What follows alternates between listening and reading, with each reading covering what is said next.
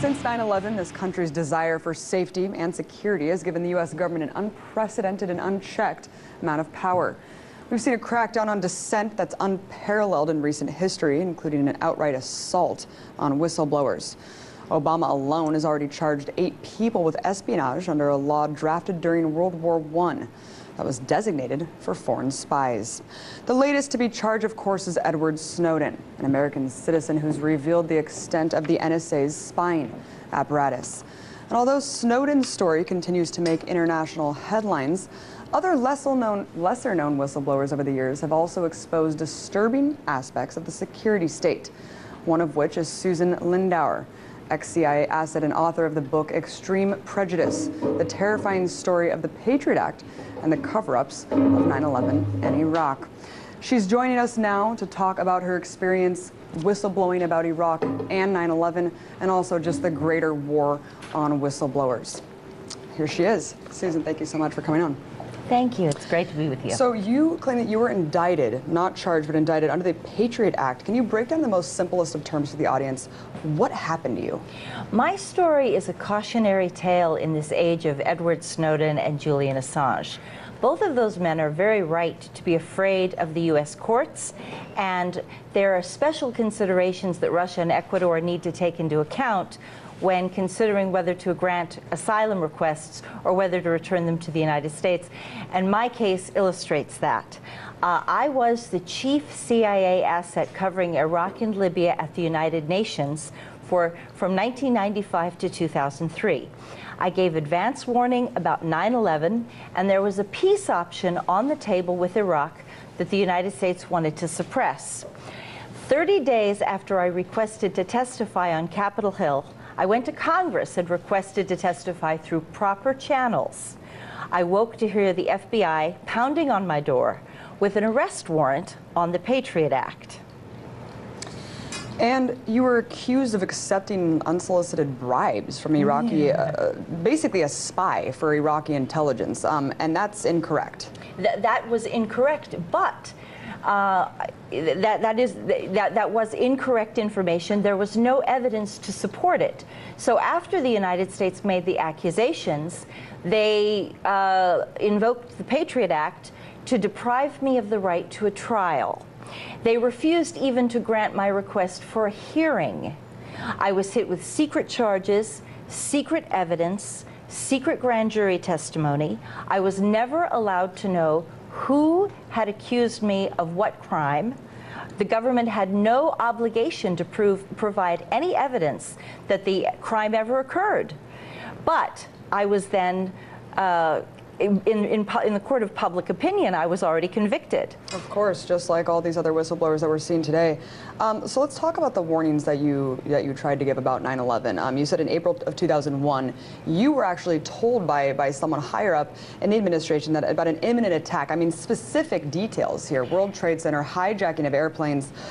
What were you working on that you needed to know that information? I mean, you said that you were a CIA asset. I was the back channel. I was a covert back channel to the Iraqi embassy, and my CIA handler, Dr. Richard Fuse, instructed me to pass a message in April of 2001 to Iraqi diplomats and the Iraqi ambassador that the United States was seeking any fragment of intelligence regarding airplane hijackings and a known strike on the World Trade Center, and the threat that the United States was threatening war with Iraq from the highest levels of government, quote, and when you're back channel, it's very precise, quote, above the Secretary of State and above the CIA director. Now, that's only 3 people: the President of the United States, the Vice President, and the Secretary of Defense. That meant that all 3 of those individuals already knew about 9/11 in April of 2001. And we know now that there were, I mean, dozens of warnings. It went well beyond the August 6th PDB that everyone talks about. I mean, we're talking about the light blinking red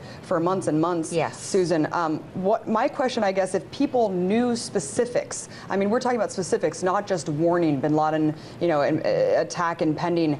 Why didn't more people call out the government's total plea of incompetence after the fact? Well, what the government did was the government made an example of those of us who knew the truth. And they said, if you cross the line, now I want to emphasize, I requested to testify through proper channels. I was a whistleblower, but I did it through Congress. I tried to do it through Congress. And a lot of whistleblowers are citing my case as evidence that going through the proper channels is not going to work and is not going to protect the public or the whistleblower. It makes no difference. If the government feels threatened, they will attack you, even if you're doing everything right. So why not make sure that the public has the information? So you're saying if you'd known about the Iraqi peace option, the whole world could have stopped the Iraq War. Well, of course. So yeah, you were trying to broker peace between Iraq as this liaison for the government. And so are you saying that the government purposefully allowed 9/11 to happen, made 9/11 happen? Yes. And that they were not Absolutely. interested in avoiding war with Iraq at all? They had already decided that if the 9/11 conspiracy maximized damage on the towers, that there would be a perfect pretext for war.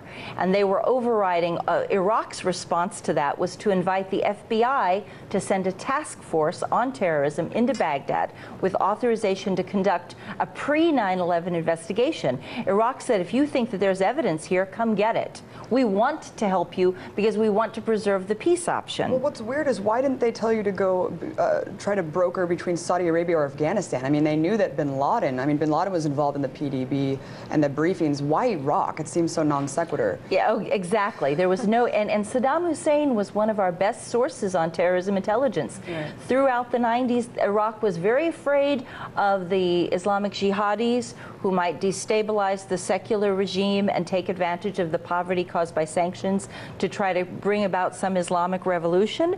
So Saddam was very eager to help identify terrorist conspiracies, and he saw that as a strong point of his administration, that he could reach across the table and keep a line open to Washington. And that's what I existed to do, because even under sanctions, we still had to protect international security from terrorist threat. In light of the recent NSA revelation, Susan, I mean, you yourself were subject to really harsh crackdown from the government. I mean, even the author of the Patriot Act, though, he said that he never intended it to be used in the way that it is now. I mean, what do you think? When you're looking at everything that's happened over the last decade, did you foresee it ever getting to where it's gone and how pervasive it's become? I was the second non-Arab American ever indicted on the Patriot Act. And the Patriot Act has criminalized dissension. It says that sedition is the act of opposing the government through nonviolent means has become such a threat that free speech itself is now criminalized by the Patriot Act. And I think we're going to see the Patriot Act applied to many more people, many more situations that were never intended. But once the government gives itself power, it does not revoke its power, ever. Of course, and we're seeing now the Espionage Act, now 8 people charged in the Espionage Act. The great whistleblower Daniel Ellsberg said that Snowden's leak was the most important one in American history. Do you agree with that? Or do you think that there's a lot more that we're not being exposed to? Well, Edward Snowden appears to be a tipping point, and I consider that to be very valuable. A lot of what Edward Snowden has revealed is already known to those of us inside the intelligence community, but it's not known by the wider public. And he has forced this issue into the public domain, where ordinary Americans are now confronting the extreme surveillance that's going on.